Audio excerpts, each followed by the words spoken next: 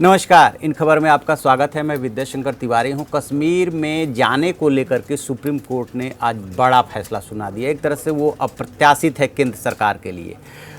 उसके सामने कई याचिकाएं आई थी, उसमें 2 याचिकाओं को उसने इंटरटेन किया और एक मामले में मोहम्मद आलिम को वहां पे जाने के लिए कहा, क्योंकि वो अपने परिवार वालों से मिलना चाहते थे, उनका हालचाल जानना चाहते थे। यहाँ तक बात समझ में आ रही थी। लेकिन इसके बाद से जो माकपा के नेता है, सीपीएम नेता सीताराम येचुरी, उनकी भी एक रिट पिटीशन डली हुई थी। उन्होंने अपने एक पार्टी के नेता मोहम्मद यूसुफ को लेकर के हैबियस कॉर्पस डाला हुआ था। भारतीय संविधान में ये प्रोविज़न है कि जब किसी के बारे में न पता चल रहा हो तो आप सीधे हाई कोर्ट या सुप्रीम कोर्ट में जा कर के कह सकते हैं कि ये व्यक्ति कहाँ है, इनके बारे में हमें कोई जानकारी नहीं है। तो उसमें आपको रिलीफ दे सकता है हाई कोर्ट और सुप्रीम कोर्ट। इसी हैबियस कॉर्पस के तहत जो सुप्रीम कोर्ट ने आदेश दिया, उसमें जो है सीताराम येचुरी को भी अपनी पार्टी के नेता से मिलने की इजाज़त दे दी और केंद्र सरकार को नोटिस भी जारी कर दिया।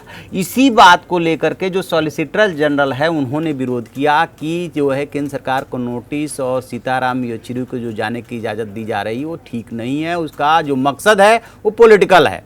उनके बारे में जो उनके पार्टी के नेता हैं मोहम्मद यूसुफ, उनके बारे में सॉलिसिटर जनरल ने बताया कि उनका मेडिकल चेकअप हो रहा है। उन्होंने कहा कि उन्हें जेड सिक्योरिटी मिली हुई है और जेड सिक्योरिटी होने की वजह से जैसे सुरक्षा जैसी कोई खतरा उनको नहीं है। ये राजनीतिक उद्देश्य से मिलना चाहते हैं, लिहाजा फिलहाल की परिस्थितियों में इन्हें जाने की इजाज़त देने का कोई मतलब नहीं बनता है। इस पे जो सीजीआई ने जो अप्रोच अपनाया, उनका कहना था कि सबसे पहले तो उन्होंने कहा कि ये मामला संवैधानिक पीठ को भेजा जाता है, संवैधानिक पीठ को भेज दिया। फिर कहा कि हम केंद्र सरकार को नोटिस जारी कर रहे हैं और इस मामले की सुनवाई करेगी संवैधानिक पीठ।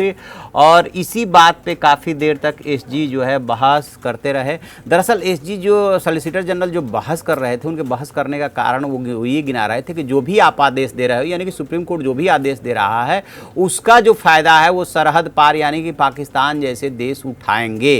उन्होंने ये बात किसी से नहीं छुपी है कि अभी राहुल गांधी जब एक प्रतिनिधिमंडल के साथ जम्मू कश्मीर में गए थे और एयरपोर्ट से ही लौटा दिए गए थे, वहाँ से लौटने के बाद उन्होंने जो ट्वीट किया था कि किस तरह से वहाँ पे बर्बरता की जा रही है और किस तरह से उन्हें लौटाया गया, लोकतांत्रिक अधिकारों का हनन हो रहा है, उसको लेकर के पाकिस्तान में मीडिया ने उसको काफ़ी हाईलाइट किया और गवर्नमेंट उसको अपने पक्ष में भुना रही है।